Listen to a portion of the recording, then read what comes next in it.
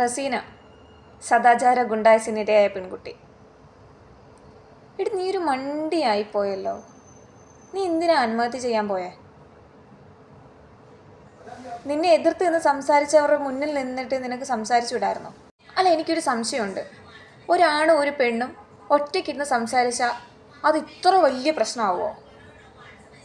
അവർ പരസ്പരം സ്നേഹിക്കുന്നവരാകാം, ചിലപ്പോൾ ഫ്രണ്ട്സ് ആയിരിക്കാം, സഹപാഠികളായിരിക്കാം.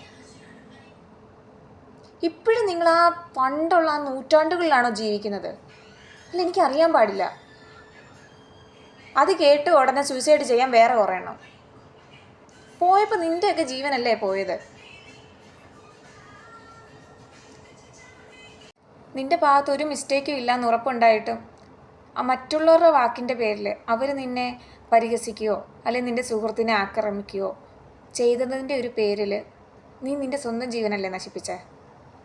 പോയപ്പോൾ ആർക്കാ പോയേ? നിനക്കും നിൻ്റെ വീട്ടുകാർക്കും അല്ലേ? ഒരു കാറിൻ്റെ അരികിൽ കുറച്ച് നേരം സംസാരിച്ച് തീർന്നപ്പോൾ അതോടുകൂടി നിൻ്റെ ജീവിതം തീർന്നു പോയെന്ന് നീ വിചാരിച്ചോ? നീ മരിച്ചാലും ഇതിനെതിരെ ആർക്കും നീതിയൊന്നും കിട്ടാൻ പോകുന്നില്ല. നീ അത് മറന്നുപോയി. നീ അത് ചിന്തിച്ചില്ല. മരിച്ചപ്പോൾ ആർക്കാ പോയേ? നീ ഇന്നലെകളിൽ കണ്ട സ്വപ്നവും നീ എന്തൊക്കെയോ ആയിത്തീർന്നെന്നൊക്കെ മനസ്സിലായി കൂട്ടി വെച്ചിരുന്ന കാര്യങ്ങളും ഒക്കെ നഷ്ടപ്പെട്ടില്ലേ?